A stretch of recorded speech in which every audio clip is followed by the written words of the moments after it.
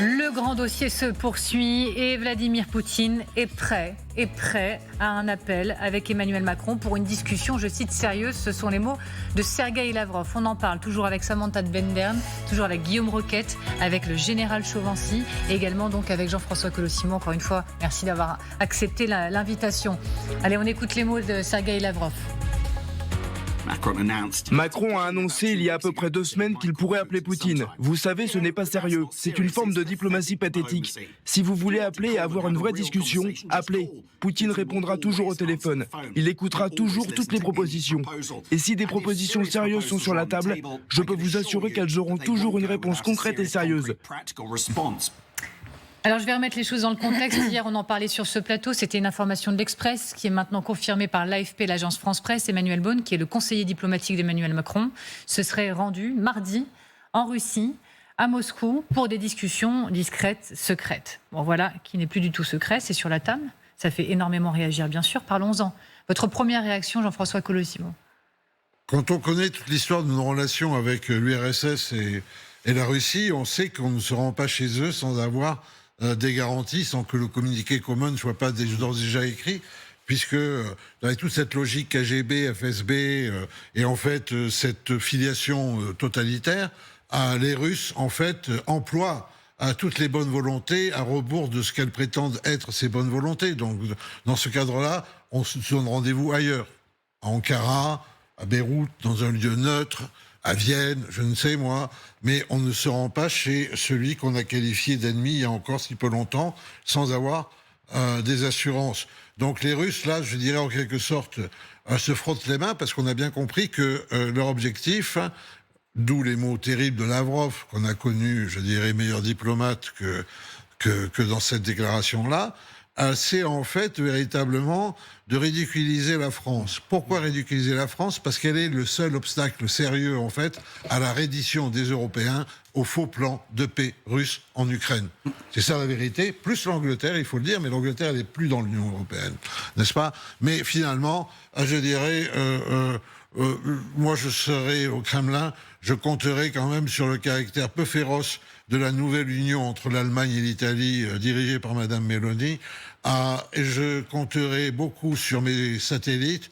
Je me contrefoutrai des petits pays baltes et de la Pologne et du reste, et je considérais que j'ai qu'un problème, c'est la France, qu'il faut en fait, l'annuler en quelque sorte, annuler sa capacité à réunir l'Europe contre moi. Oui, mais alors du coup, mauvaise idée d'aller parler. Disons que c'était pas très opportun. La preuve, c'est que ça crée une opacité. Mais en même temps, vous dites que derrière les mots tentant de nous ridiculiser, il y a une forme de reconnaissance qu'on lui pose un sujet à Poutine. Ah ben c'est évident. Parce que Poutine a un cerveau de la guerre froide.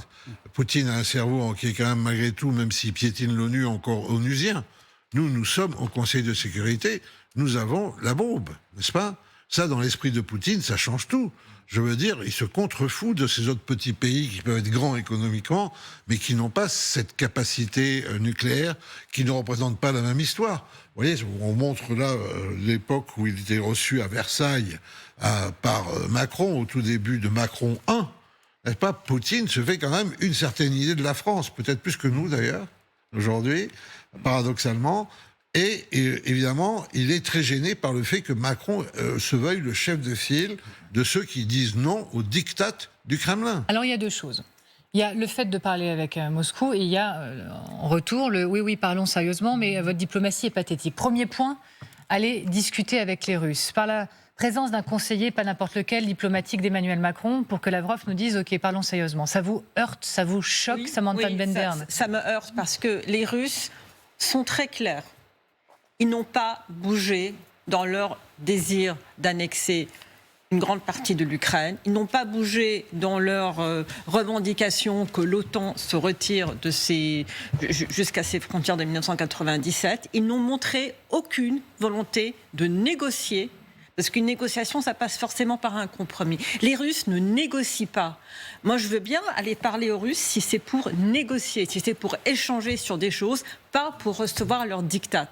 Alors, les Russes, jusqu'à présent, n'ont montré zéro volonté de faire autre chose que de répéter le diktat qu'il répète depuis décembre 2021. Donc oui, aller discuter, d'abord mettre en péril l'unité européenne, montrer à Poutine que finalement on a beau parler de notre coalition des volontaires, de notre Europe de la défense, eh bien un pays veut se distinguer ou un président veut se distinguer, veut peut-être être celui qui va apporter une solution. Donc voilà, les Russes en profitent, les Russes vont pouvoir dire, voilà, finalement cette Europe unie, elle n'est pas si unie que ça. Et je trouve, oui, alors pour une fois, et là je n'aurais jamais pensé dire ça, mais pour une fois je suis d'accord avec Lavrov, c'est pathétique. Voilà. Alors, je vous laisse réagir, Guillaume Roquette, mais voyez, regardez, Lavrov qui... Emmanuel Macron dit qu'il faut reprendre le contact. Emmanuel Beaune, conseiller diplomatique, va en Russie, on l'apprend par des indiscrétions. Et voilà la réaction de Lavrov qui nous dit, mais si tu veux parler, alors appelle. On est humilié ou au contraire, s'il réagit si fort, c'est parce qu'on appuie là où il faut? D'abord, il y a cette réponse de Lavrov, elle s'explique par la dernière déclaration d'Emmanuel Macron sur Poutine. Vous aviez une rubrique à une époque qui s'appelait Qui a dit ? Qui a dit Poutine est un prédateur, un ogre à nos portes. C'était Emmanuel Macron, c'était en août dernier, sur LCI, c'était à Darius Rochemin, si ma mémoire est bonne. Donc, déjà, rien que pour ça, Lavrov dit, mon bonhomme, tant mieux si tu as changé de ton, mais n'espère pas qu'on a oublié le passé. Ensuite, je comprends ce que dit Samantha de Bendern sur le thème « c'est pas la peine de discuter avec Poutine, en Ukraine il bougera pas ». Oui, mais il n'y a pas que l'Ukraine. Parce que la dernière fois que Poutine et Macron se sont parlé au téléphone, c'était en juillet 2025, et ils ont parlé de quoi ? De l'Iran.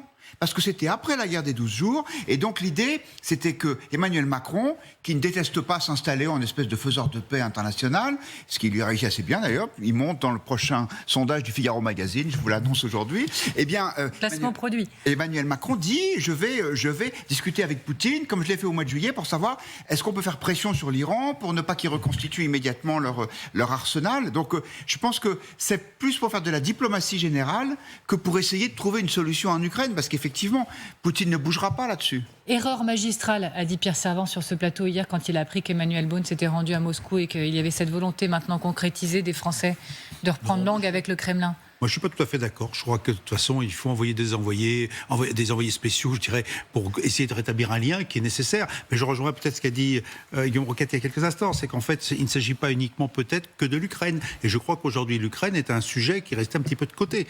On n'en parle plus de l'Ukraine pratiquement. On ne parle essentiellement de ce qui se passe en Iran. C'est le sujet prioritaire. Alors que le président Macron, effectivement, devienne une cible par ces propos qu'on vient d'entendre ou qu'on vient de lire, oui, parce que, et je rejoins ce qui a été dit, le président Macron devient le chef de file de ceux qui s'opposent à Poutine.